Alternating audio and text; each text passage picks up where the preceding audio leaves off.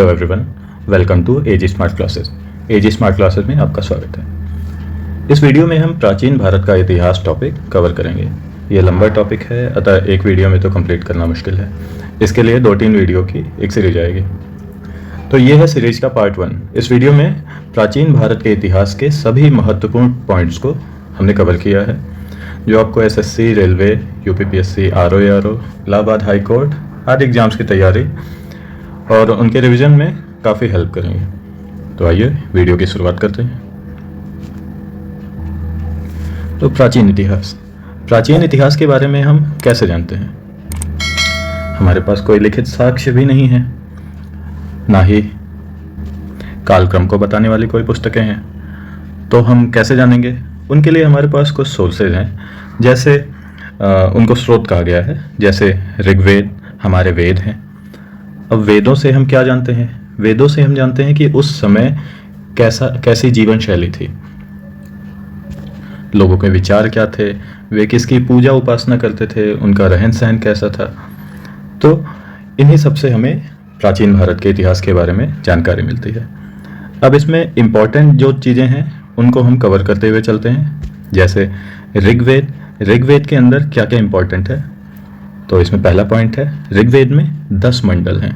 10 मंडल में 1028 सूक्त हैं और 10,462 ऋचाएँ हैं, और इसके पाठक को हम होत्र कहते हैं। ऋग्वेद सबसे पुराना वेद है। ये राजनीतिक प्रणाली के बारे में बताता है। इससे कुछ बातें इतिहास की भी पता चलती हैं। इसमें ईश्वर की महिमा की जानकारी है। इसके रचयिता वेद व्यास मुनि को माना जाता है। गायत्री मंत्र इसके 3रे मंडल में है और यह सूर्य देवता को समर्पित है। इसको लिखा किसने है? विश्वामित्र ने। ठीक है। अब 8वें मंडल में हस्तलिखित ऋचाएं हैं, उनको खिल कहा गया है। 10वें मंडल में पुरुष सूक्त ये लिखा गया है। इसमें क्या है? इसमें जो चातुर्वर्ण समाज है, ब्राह्मण, क्षत्रिय, वैश्य, शूद्र, ये 10वें मंडल में है। गाय को अधन्या कहा गया है और यही वामनावतार का स्रोत है। कौन सा? ऋग्वेद। ओके। अब यजुर्वेद इसमें क्या है? इसमें सस्वर पाठ के मंत्र हैं। इसमें बलि के नियम हैं। इसके पाठककर्ता को अध्वर्यु कहा जाता है। इसमें यज्ञ करने की विधियां हैं, बलिदान की विधियां हैं। यही एक ऐसा वेद है जो गद्य एवं पद्य दोनों में है। क्रमशः इनको कहा जाता है? गद्य को कहा जाता है कृष्ण और पद्य को कहा जाता है शुक्ल यजुर्वेद। ठीक है। अब सामवेद। ठीक है। साम का अर्थ होता है गान। यज्ञ के अवसर पर गाए जाने वाले मंत्रों का संकलन है इसमें, और इसके पाठक को उदात्रि कहते हैं। अब सामवेद को ही भारतीय संगीत का जनक कहा जाता है। इसकी ऋचाओं को सामयोति कहा गया है। आगे बढ़ते हैं। अब अथर्ववेद इसके रचयिता थे अथर्वा ऋषि।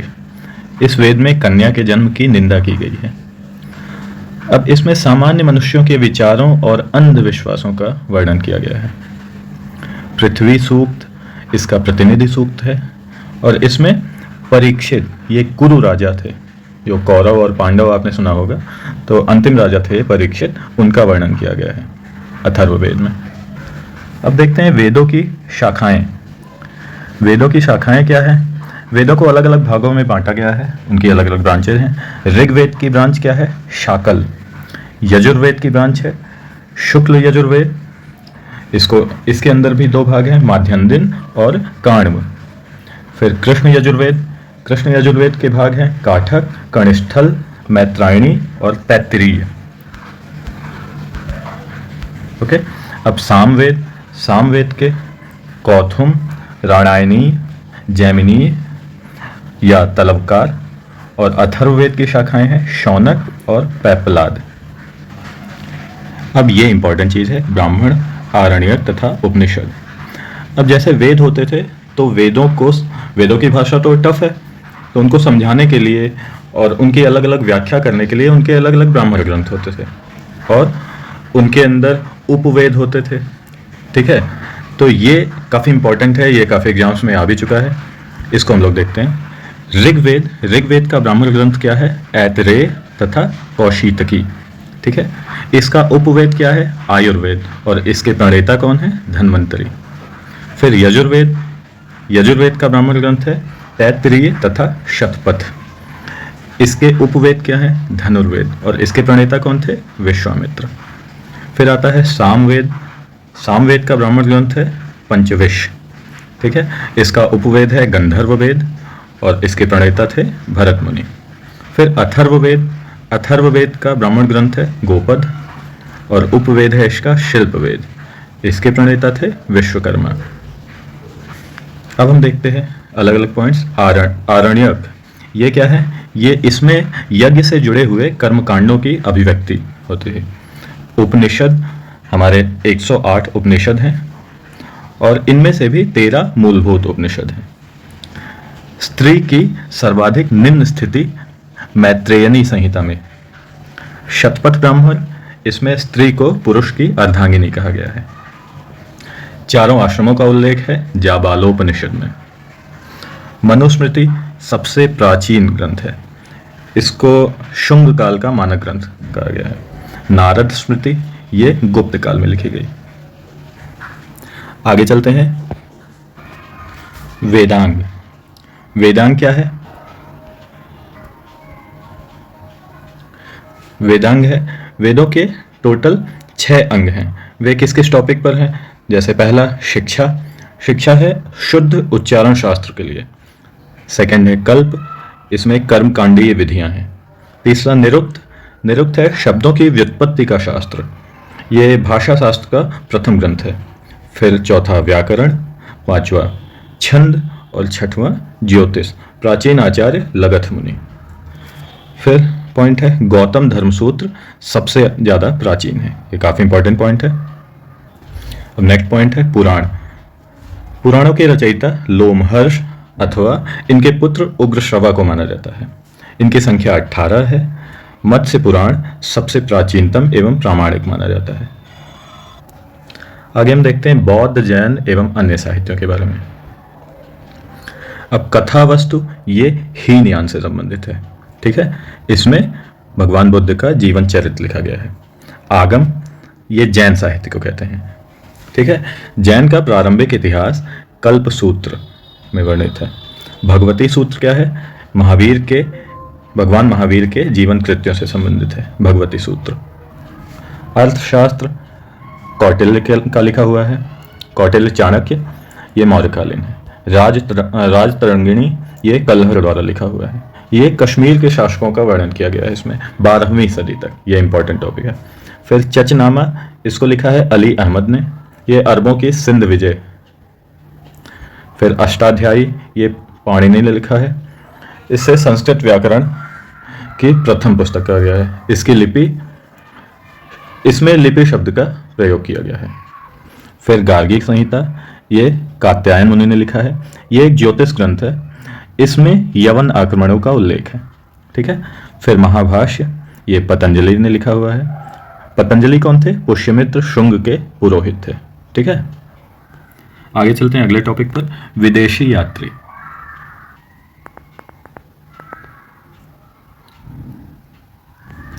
अब विदेशी यात्री, इनकी भी कई कैटेगरीज हैं, जैसे यूनानी रोमन में कौन कौन है? पहला है टेसियस, ये ईरान का राजवैद्य था।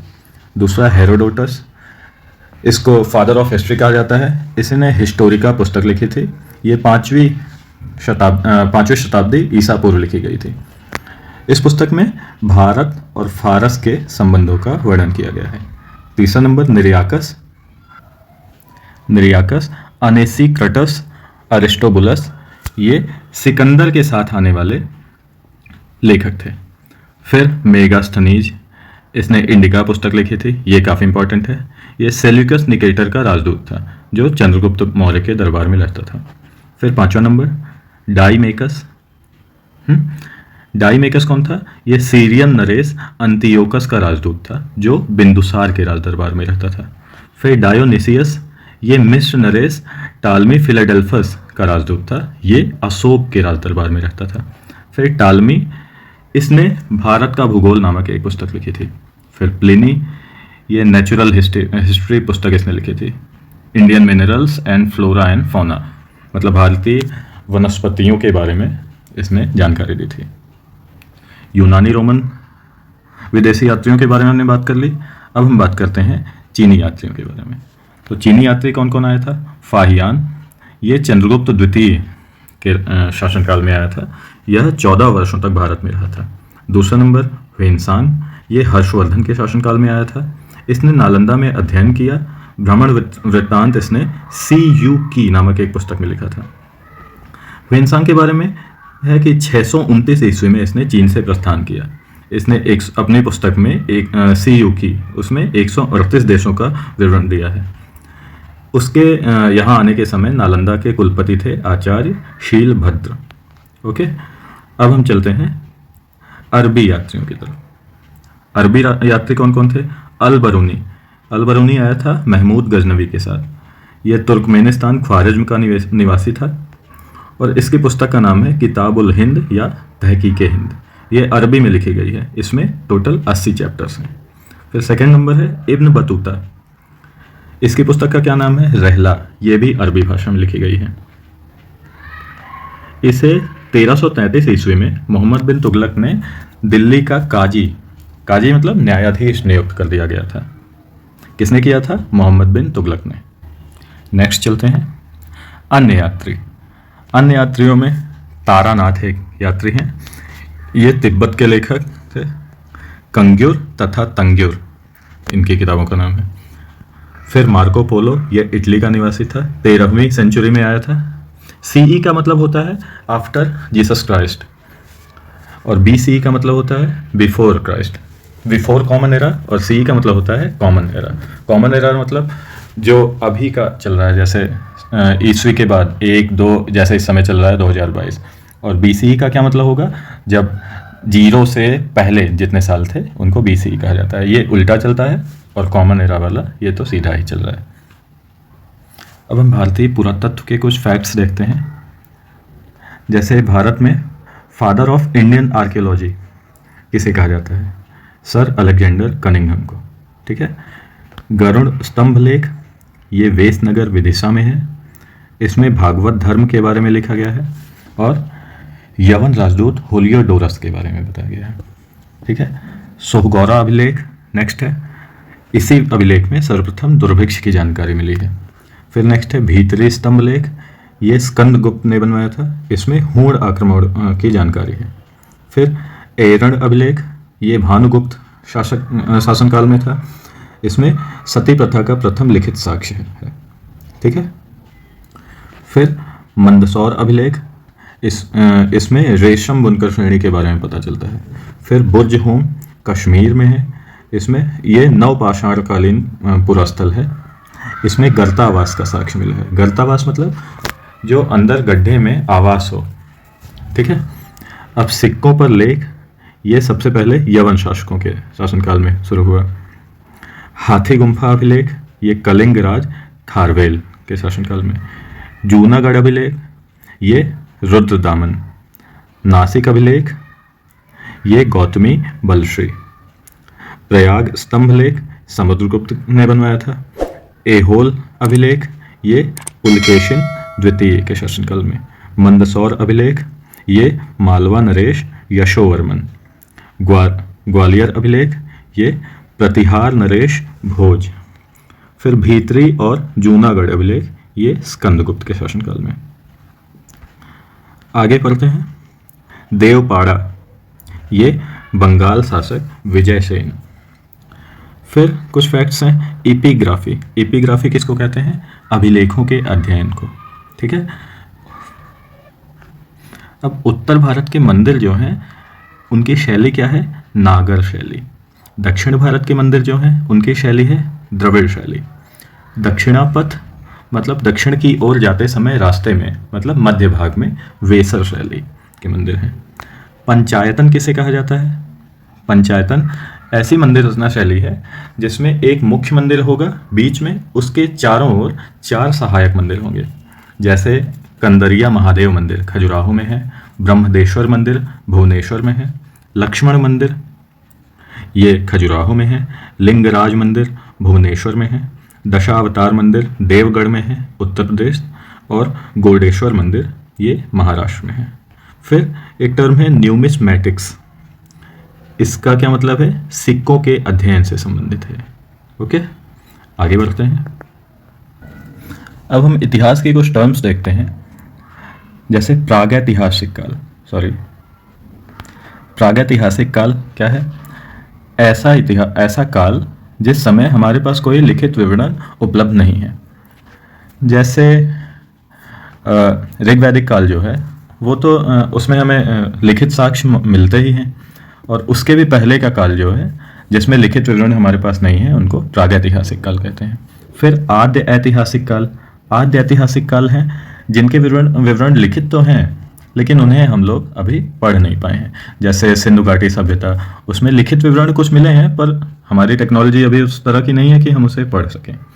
ठीक है, इतिहास ऐसा काल है जिसमें लिखित विवरण भी उपलब्ध है और हम उन्हें पढ़ भी सकते हैं। ओके, अब आग की खोज कब हुई थी? आग की खोज हुई थी पुरापाषाण काल में। पहिया की खोज कब हुई थी? ये नवपाषाण काल में। फिर मनुष्यों ने स्थायी निवास कब से बनाना शुरू किया? नवपाषाण काल में। ओके, तांबा सर्वप्रथम हमने प्रयोग किया था मनुष्यों ने। कुल्हाड़ी सबसे प्रथम औजार प्रयुक्त किया था। कृषि संबंधित है नवपाषाण काल से। सर्वप्रथम कृषि किसकी हुई थी? गेहूं की। और सर्वप्रथम अनाज कौन सा प्रयुक्त किया था? ये था चावल। ये बहुत कंफ्यूजिंग है, याद कर लीजिएगा। सर्वप्रथम कृषि हमने गेहूं की थी, लेकिन सर्वप्रथम अनाज कौन सा उपयोग किया था? वो था चावल। कृषि का सबसे पहला उदाहरण कहाँ मिलता है? मेहरगढ़। ये सिंधु घाटी सभ्यता का ही एक स्थल है। ये इस समय पाकिस्तान में है। चावल के सबसे प्राचीनतम साक्ष्य कहाँ से मिले हैं? कोल्डिहवा। ये कहाँ है? प्रयागराज उत्तर प्रदेश। ओके, अब पूरा पाषाणकालीन औजारों की खोज रॉबर्ट ब्रूस फ्रूट ने की थी 1863 में पल्लावरम में। अब इनाम गांव ये एक ताम्र पाषाणकालीन बस्ती थी जिसमें जारवे संस्कृति मिली है। सर्वप्रथम वैज्ञानिक आधार पर भारतीय जनसंख्या का प्रजातीय विभेदीकरण किसने किया था? रिजले ने। ये काफ़ी इंपॉर्टेंट पॉइंट्स हैं, इसको याद कर लीजिए। अब हम मोस्ट इंपॉर्टेंट टॉपिक की तरफ चल रहे हैं। सिंधु घाटी सभ्यता। सिंधु घाटी सभ्यता का टाइम पीरियड हर जगह आपको अलग अलग मिलेगा। ये 2600 BCE बिफोर कॉमन एरा से 1900 बिफोर कॉमन एरा के बीच में माना जाता है इसका टाइम पीरियड। अब सिंधु घाटी सभ्यता जिस क्षेत्र में पाई गई थी वो क्षेत्र विशेष का सबसे टॉप मोस्ट पॉइंट, सबसे नॉर्थ में कौन सा पॉइंट है, सबसे साउथ में कौन सा पॉइंट है, सबसे वेस्ट में, पश्चिम में और सबसे पूर्व में कौन से पॉइंट हैं, ये काफ़ी एग्जाम में पूछ लिए जाते हैं। तो सबसे उत्तरी पॉइंट जो है, उत्तरी क्षेत्र है, वो मांडा, ये चिनाब नदी के किनारे है जम्मू और कश्मीर में। सबसे पश्चिमी पॉइंट क्या है?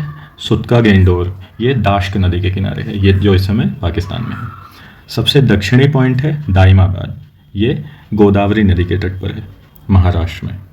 फिर सबसे पूर्वी क्षेत्र है आलमगीरपुर, ये हिंड नदी के किनारे है उत्तर प्रदेश में। नेक्स्ट चलते हैं। अब सिंधु घाटी सभ्यता से संबंधित एनसीईआरटी के कुछ फैक्ट्स हैं, ये काफ़ी इंपॉर्टेंट है, बहुत सारे एग्जाम में पूछे जा सकते हैं। जैसे हड़प्पाई मुहर जो मिली थी वो किस चीज़ से बनी थी? वो बनी थी सेल खड़ी नामक एक पत्थर से। ठीक है, जो अनाज मिला था हड़प्पा स्थल से वो कौन कौन से अनाज मिले थे? गेहूँ, जौ, दाल, सफ़ेद चना, तिल, बाजरे के दाने, ये मिले थे गुजरात से। चावल के दाने जो अपेक्षाकृत कम पाए गए थे। अब हड़प्पा स्थलों से प्राप्त जानवरों की हड्डियों में कौन कौन से जानवर पाए गए थे? मवेशी, भेड़, बकरी, भैंस, सूअर जो पालतू थे, वराह, हिरण, घड़ियाल, जंगली मछलियाँ तथा पक्षी। सिंधु घाटी की सभ्यता के लोगों को वृषभ के विषय में जानकारी थी। वृषभ मतलब बैल। और चोलिस्तान बनावली हरियाणा, यहाँ पर मिट्टी के हल मिले हैं। कालीबंगन ये कहाँ है? राजस्थान में है। यहाँ पर जुते हुए खेतों का साक्ष्य मिला है। शोरतुघई अफगानिस्तान में है। यहाँ पर नहरों के अवशेष मिले हैं। धौलावीरा गुजरात, इसमें जलाशय मिला है। भारतीय पुरातत्व सर्वेक्षण के पहले जनरल कौन थे? Sir Alexander Cunningham. फिर सुनियोजित जल निकास प्रणाली, सड़कें, गलियाँ और ये सब ग्रिड पद्धति में थी। राखीगढ़ी में आभूषण बनाने के कारखाने। आभूषण किस चीज़ के? तांबे तथा सोने के। अब अधिकांश स्थलों में एक ऊंचा पश्चिमी तथा एक बड़ा और निचला पूर्वी भाग है। धौलावीरा तथा लोथल जो गुजरात में है पर पूरी बस्ती किलेबंद है। ये काफ़ी इंपॉर्टेंट है। लोथल में दुर्ग दीवार से घिरा तो नहीं है परंतु कुछ ऊंचाई पर बनाया गया है। एक पदार्थ है फायांस। इससे बने हुए काफ़ी बर्तन मिले हैं। फायांस क्या है? घिसी रेत अथवा बालू तथा रंग और चिपचिपा पदार्थ इनको मिला करके बनाया गया पदार्थ। इसके छोटे छोटे पात्र काफ़ी कीमती माने गए हैं। कीमती कैसे पता चलता है? जो चीज़ संभाल कर रखी हुई मिल जाए उसको पुरातत्व के वैज्ञानिक समझते हैं कि ये कीमती सामान होगा। ये मिला कहाँ कहाँ से है? मोहनजोदड़ो, हड़प्पा। ओके। अब चन्हूडड़ो, इसमें शिल्प उत्पादन होता था। शिल्प उत्पादन में मनके बनाना। अब एग्जाम्स में पूछा जा सकता है कि मनके किस चीज़ के बनाए जाते थे? तो मनके बनाए जाते थे कार्नेलियन नामक एक सुंदर रंग का पत्थर है। जैस्पर, स्फटिक, क्वार्ट्ज तथा सेलखड़ी के पत्थरों से। ठीक है। तांबा, कांसा, सोना जैसी धातुएं तथा शंख, फायांस। फायांस क्या है? वही घिसी रेत अथवा बालू तथा रंग और चिपचिपे पदार्थ के मिश्रण को बनाया गया पदार्थ। और पकी मिट्टी। मनके का आकार कैसा कैसा होता था? चक्राकार, बेलनाकार, गोलाकार, ढोलाकार तथा खंडित।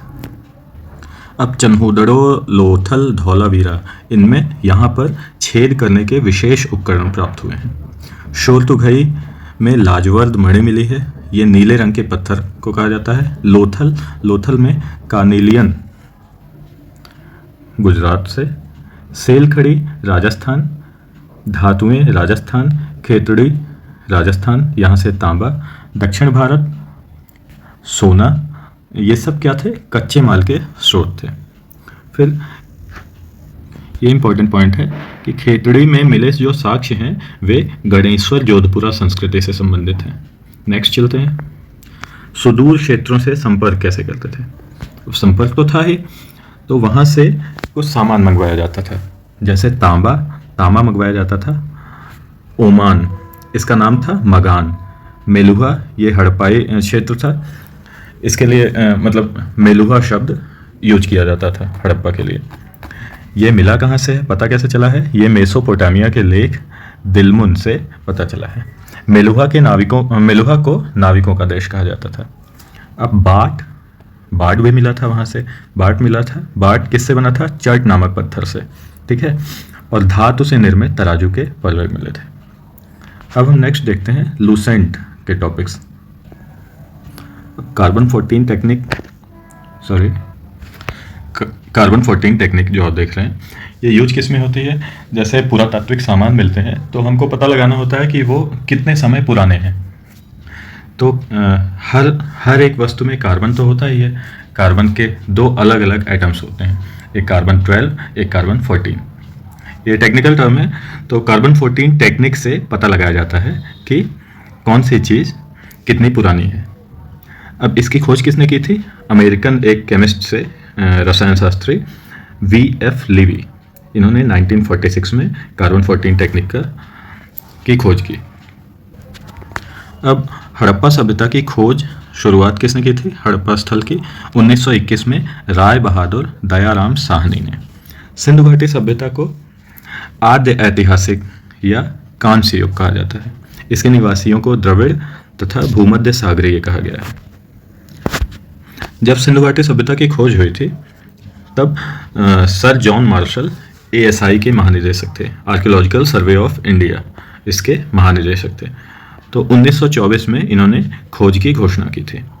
स्वतंत्रता के पश्चात भारत में सर्वाधिक स्थलों की खोज कहाँ पर हुई है? गुजरात में हुई है। ठीक है। अब सबसे बड़ा स्थल कौन सा है? ये काफ़ी इंपॉर्टेंट है।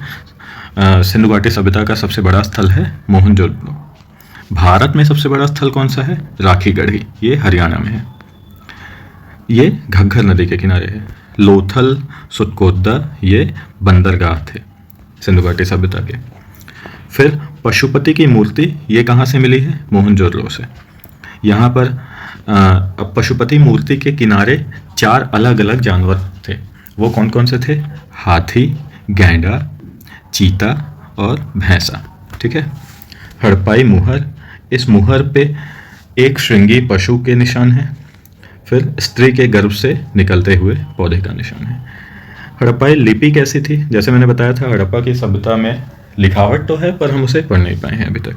तो इसकी लिपि है भावचित्रात्मक। ये दाईं ओर से बाईं ओर लिखी जाती है। इसमें लेखन कला की सबसे उचित प्रणाली हमको किस सभ्यता में मिली है? सुमेरिया की सभ्यता में। अब इसमें एक और पॉइंट है कि जितने भी सिंधु घाटी सभ्यता के घर थे, सबके घर मुख्य सड़क पर ना खुलकर पीछे की तरफ खुलते थे। एक अकेला लोथल ऐसी जगह मिली है जिसके दरवाजे मुख्य सड़क पर खुलते थे और बाकी जितने थे उनके पीछे की तरफ खुलते थे। इसकी मुख्य फसलें क्या थी? गेहूँ, जौ, और ये लोग मिठास के लिए, जैसे अभी हम लोग मिठाई खाते हैं, तो ये लोग शहद यूज करते थे। विदेशियों से क्या क्या व्यापार थे? तांबा खेतड़ी से आता था, बलूचिस्तान से आता था और ओमान, जिसका नाम पहले मगान था। चांदी कहाँ से आती थी? अफगानिस्तान और ईरान से। सोना कहाँ से आता था? कर्नाटक से, अफगानिस्तान से और ईरान से। टिन कहाँ से आता था? टिन आता था अफगानिस्तान और ईरान से। गोमेद आता था सौराष्ट्र से। सौराष्ट्र क्या है? गुजरात और उत्तरी महाराष्ट्र। लाजवर्त मणि ये मेसोपोटामिया से आती थी और सीसा आता था ईरान से। नेक्स्ट चलते हैं। अब पिग्गट ने हड़प्पा और मोहनजोदड़ो को विस्तृत साम्राज्य की जुड़वां राजधानियां कहा है। हड़प्पा में वृक्ष पूजा, शिव पूजा, धरती की पूजा, मातृ देवी की उपासना और स्वास्तिक चिन्ह मिले हैं के साक्ष्य मिले हैं। कालीबंगन ये कहाँ है? राजस्थान में। ये एकमात्र स्थल है जिसका निचला शहर भी किले से घिरा हुआ है। टेराकोटा क्या है? आग में पकी हुई मिट्टी को टेराकोटा कहा जाता है। अब ये काफ़ी इंपॉर्टेंट पॉइंट है। जो सिंधु घाटी सभ्यता के स्थल मिले हैं, उन स्थलों वो कहाँ पर हैं स्थल और उनकी खोज किसने की थी? जहाँ इंपॉर्टेंट है वहाँ पर मैंने लिखा हुआ है, और उस जगह पर क्या क्या चीज़ें प्राप्त हुई हैं। जैसे हड़प्पा नंबर 1, ये इस समय पाकिस्तान में है। ये किस नदी के किनारे है? रावी नदी के किनारे। इसकी खोज की थी दयाराम साहनी ने सन 1921 में। सर जॉन मार्शल उस समय पर थे। और यहाँ से क्या मिला है? स्वास्तिक मिला है। सेकेंड नंबर मोहनजोदड़ो, यहाँ से ये कहाँ पर है? पाकिस्तान में है इस समय, सिंधु नदी के किनारे। इसकी खोज की थी सन 1922 में राखाल दास बनर्जी ने। इस समय भी महानिदेशक कौन थे एएसआई के? सर जॉन मार्शल ही थे। यहाँ से क्या क्या मिला है? मातृ देवी की प्रतिमा, नर्तकी की प्रतिमा। ये प्रतिमा किस चीज़ की थी? कांस्य की बनी हुई थी। ठीक है। सूती कपड़ा यहाँ से मिला है, मिट्टी की तराजू मिली है और विशाल स्नानागार और मालगोदाम यहाँ से मिला है। ये सब काफ़ी इंपॉर्टेंट है, इसको नोट कर लीजिएगा। नेक्स्ट है चन्हूदड़ो, ये भी इस समय पाकिस्तान में है, सिंधु नदी के किनारे। इसकी खोज किसने की थी? एन गोपाल मजूमदार ने, और अर्नस्ट मैके 1935 ने इसकी खुदाई करवाई थी। यहाँ पर क्या क्या मिला है? नक्काशीदार ईंटें और मनके की फैक्ट्री और भट्टी। ठीक है। नेक्स्ट है लोथल कहाँ पर है? गुजरात में है। ये भोगवा नदी के किनारे है। इसकी खोज किसने की थी? डॉक्टर एस आर राव 1955 में। ये प्रमुख बंदरगाह माना जाता था सिंधु घाटी सभ्यता का। यहाँ पर क्या क्या मिला है? चावल और जौ के दाने। इस जगह पर 3 युगल समाधियाँ मिली हैं, ये काफ़ी इंपॉर्टेंट है। अग्निकुंड मिला है, घोड़े के अस्थि पंजर मिले हैं, छोटा कुतुबनुमा मिला है जिसको कंपास कहते हैं, और मनके बनाने की फैक्ट्री मिली है। ठीक है। नेक्स्ट है राखीगढ़ी कहाँ है? हरियाणा में घग्गर नदी के किनारे। इसकी खोज सूरजभान ने की थी 1963 में। यहाँ पर क्या क्या मिला है? अन्न भंडार मिले हैं। इसको राखीगढ़ी को endangered heritage site of Asia by global heritage fund declare किया गया है। अब राखीगढ़ी में और क्या क्या मिला था? तांबे सोने के आभूषण बनाने के कारखाने मिले थे। नेक्स्ट है कालीबंगन। कालीबंगन कहाँ है? राजस्थान में है, घग्गर नदी के किनारे। ठीक है, इसकी खोज किसने की थी? अमलानंद घोष ने की थी 1951 में। ठीक, इसकी खुदाई किसने की थी? बीबी लाल और बी के थापर ने 1961 में। यहाँ पर क्या क्या मिला है? यहाँ पर मिला है जुते हुए खेत। ठीक, यहाँ पर कच्ची ईंटों का प्रयोग हुआ है, नक्काशीदार ईंटें, ये काफ़ी इंपॉर्टेंट है, और 7 आयताकार अग्निवेदिकाएं मिली हैं, कांच, मिट्टी की चूड़ियाँ, अग्निकुंड और घोड़े की अस्थियां प्राप्त हुई हैं। नेक्स्ट है बनावली। बनावली कहाँ पर है? हरियाणा में है, रंगोई नदी के किनारे। इसकी खोज RS बेस्ट ने 1973 में की थी। यहाँ पर क्या क्या मिला है?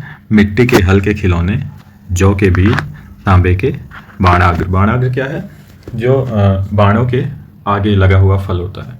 ठीक है, 8वां नंबर धौलावीरा। धौलावीरा कहाँ है? गुजरात में लूनी नदी के किनारे। इसकी खोज किसने की थी?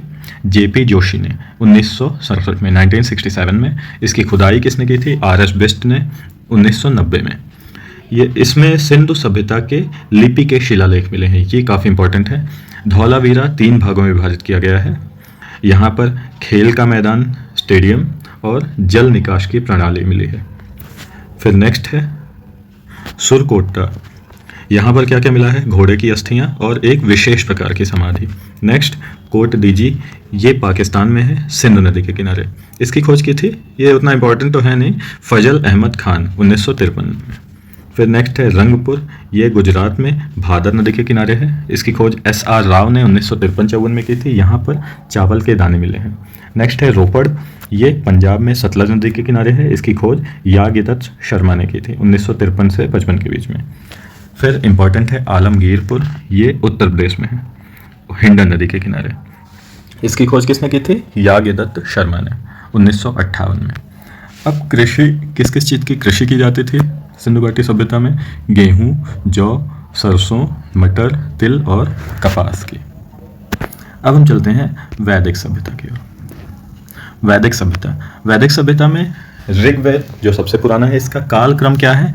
1500 से 1000 BCE। BCE मैंने बताया था बिफोर कॉमन एरा, मतलब ये जो सन चल रहा है उससे 1500 साल पहले से 1000 साल पहले तक, लगभग 500 वर्षों का जो समय है, उसमें उसे ऋग्वैदिक काल कहा जाता है।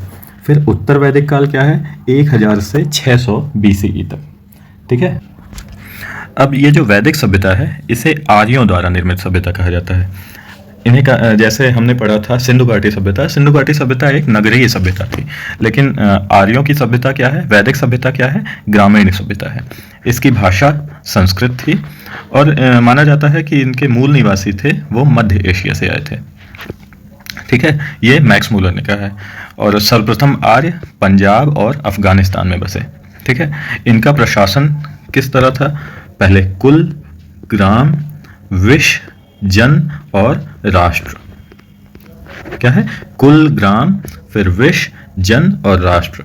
इनके मुखिया को क्या कहा जाता था? ये क्रमशः लिखा है। कुल का मुखिया कुलप, ग्राम का मुखिया ग्रामणी, विश का मुखिया विशपति और जन का मुखिया पुरोहित और राष्ट्र का राजन। ठीक, एक दसराग युद्ध, इसके बारे में कभी पूछा जा सकता है। ये ऋग्वेद के 7वें मंडल में है, इसका वर्णन किया गया है। इसमें क्या है? इसमें क्या है कि भरतवंशीय राजा सुदास का 10 जनों के साथ युद्ध हुआ परुष्णी नदी के किनारे। इसमें 10 में 5 आर्य थे और 5 अनार्य। इसमें भरतवंशीय राजा सुदास विजयी रहा। नेक्स्ट चलते हैं। वैदिक सभ्यता पितृ प्रधान थी। यहाँ पर स्त्रियों को अधिकार प्राप्त थे। स्त्रियां पति के साथ यज्ञ कर सकती थी। स्त्री शिक्षा थी उस समय पर। ऋग्वेद में लोपामुद्रा, घोषा, सिकता, आपला एवं विश्वास विदुषियों का वर्णन किया गया है। और एक कुछ लोग जानते होंगे गार्गी और याज्ञवल्क्य की वाद विवाद की चुनौती। गार्गी ने याज्ञवल्क्य एक ऋषि को वाद विवाद की चुनौती दे दी थी। अमाजु किसे कहा जाता था? अमाजु एक ऐसे स्त्री को कहा जाता था जो जीवन भर अविवाहित रहती थी। आर्य 5 कबीलों में बटे हुए थे। कौन कौन से? अनु, द्रुह, पुरु, तुर्वस तथा यदु। इनका व्यवसाय क्या था? आर्यों का व्यवसाय था मुख्यतः पशुपालन। कौन कौन से पशु पालते थे ये? घोड़ा, गाय, गाय को अधन्या कहा गया है जैसे बताया था ऋग्वेद में, और बैल, भैंस, बकरी तथा ऊंट। और कृषि में जौ का उल्लेख मिलता है, कपास का उल्लेख नहीं है। कपास कहाँ पर इसका उल्लेख मिला है? सिंधु घाटी सभ्यता में। फिर लौह प्रौद्योगिकी कहाँ पर कब से आई? उत्तर वैदिक काल में। लोहे को श्याम अयस्क कहा जाता था, तांबा को लोहित अयस्क कहा जाता था, व्यापारी को पणि कहा जाता था, और व्यापार में वस्तु विनिमय प्रणाली, जैसे इस समय करेंसी चलती है, नोट से आप कुछ भी खरीद सकते हैं, उस समय वस्तु विनिमय मतलब एक सामान दो तो दूसरा सामान लो, ये प्रणाली चलती थी। अब अग्निदेव की पूजा का प्रचलन था, सरस्वती को सबसे पवित्र नदी कहा जाता था। अब मुद्रा कौन सी थी? निष्क और शतमान, ये उत्तरकालीन मुद्रा की इकाइयाँ थी। सत्यमेव जयते कहाँ से लिया गया है? मुंडकोपनिषद से लिया गया है। गायत्री मंत्र ऋग्वेद में है, विश्वामित्र द्वारा रचित है। श्राद्ध की प्रथा दत्तात्रेय ऋषि के पुत्र निमि द्वारा शुरुआत की गई थी। सबसे पहले पक्की ईंटों का प्रयोग कहाँ पर मिला है? कौशाम्बी में, ये उत्तर वैदिक काल की बात है। वेदांत दर्शन के मौलिक ग्रंथ ब्रह्म सूत्र, वेदांत सूत्र, इसको लिखा किसने है? बादरायण ने। अब हम ऋग्वैदिक नदियों के बारे में देखते हैं। ऋग्वैदिक नदियाँ कुछ के नाम बदल गए हैं, कुछ के नाम वही हैं। जैसे एक नदी थी कृभ, उसका अब नाम है कुर्रम, ये भारत में नहीं है। दूसरी विपाशा, इसका नाम इस समय व्यास हो गया है। परुष्णी, इसका नाम इस समय रावी हो गया है। और गोमल का नाम बदल गया है, गोमती हो गया है। ठीक, नेक्स्ट है शतुद्री, इसका नाम हो गया है सतलज। वितस्ता, इसका नाम हो गया है अब झेलम। सदानीरा, इसका नाम गंडक। सुवस्तु, इसका नाम स्वात। फिर कुभा एक नदी थी, इसका नाम हो गया है काबुल। आस्किनी, इसका नाम हो गया है चिनाब। द्रिशद्धति, इसका नाम हो गया है घग्घर। और सिंधु और सरस्वती, ये ऋग्वैदिक नदियाँ थीं, इनका नाम नहीं बदला है। अब सबसे मोस्ट इम्पॉर्टेंट पॉइंट है दर्शन एवं उनके प्रवर्तक। ये काफ़ी एग्जाम में पूछा जा चुका है, जैसे अभी यूपी के पेट एग्जाम में भी आया था, रेलवे ग्रुप डी में भी आया था, तो ये काफ़ी इंपॉर्टेंट पॉइंट है, दर्शन और प्रवर्तक। दर्शन चारवाक दर्शन, इसके प्रवर्तक कौन है? चारवाक। योग दर्शन है, इसके प्रवर्तक हैं पतंजलि। सांख्य दर्शन सबसे प्राचीनतम दर्शन है, इसके प्रवर्तक हैं कपिल मुनि। न्याय दर्शन किसका है? गौतम ऋषि का। फिर पूर्व मीमांसा, इसके प्रवर्तक हैं जैमिनी। उत्तर मीमांसा, इसके प्रवर्तक हैं बादरायण। और वैशेषिक, इसके हैं कणाद ऋषि। ओके, नेक्स्ट चलते हैं। अब महाजनपदों के बारे में जानकारी कहाँ से मिलती है? बौद्ध ग्रंथ अंगुत्तर निकाय से। ठीक है, अब इसमें हम देखेंगे महाजनपद और राजधानी, यही केवल इंपॉर्टेंट है इसमें। महाजनपद, कितने महाजनपद थे? 16 महाजनपद थे। पहला अंग की राजधानी चंपा। मगध की राजधानी क्या थी? गिरिब्रज या राजगृह। अब इस समय इसको राजगीर कहा जाता है। तीसरा है काशी की राजधानी वाराणसी। चौथा वत्स की राजधानी कौशाम्बी। वज्जी, इसकी राजधानी थी वैशाली, विदेह या मिथिला। और कौशल की राजधानी श्रावस्ती। अवंती, इसकी राजधानी उज्जैन या माहिष्मती। मल्ल की राजधानी कुशावती। पांचाल, इसकी राजधानी अहिच्छत्र काम्पिल्य। चेद राजवंश की राजधानी शक्तिमती। कुरु की राजधानी इंद्रप्रस्थ। मत्स्य की राजधानी विराटनगर। कंबोज, इसकी राजधानी हाटक। फिर शूरसेन वंश, इसकी राजधानी मथुरा। अश्मक राजवंश, इसकी राजधानी पोटली या पोतन। फिर लास्ट है गांधार, इसकी राजधानी Takshashila. So that's all for now. इस वीडियो को हम यहीं समाप्त करते हैं। इसके आगे आने वाले पार्ट में हम बौद्ध धर्म, जैन धर्म, शैव धर्म, मौर्य साम्राज्य, गुप्त साम्राज्य आदि के बारे में बातें करेंगे। अगर आपको वीडियो पसंद आया हो तो वीडियो को लाइक करें, शेयर करें। ऐसे ही और क्लासेस के लिए और हमसे जुड़ने के लिए चैनल को सब्सक्राइब करें। धन्यवाद।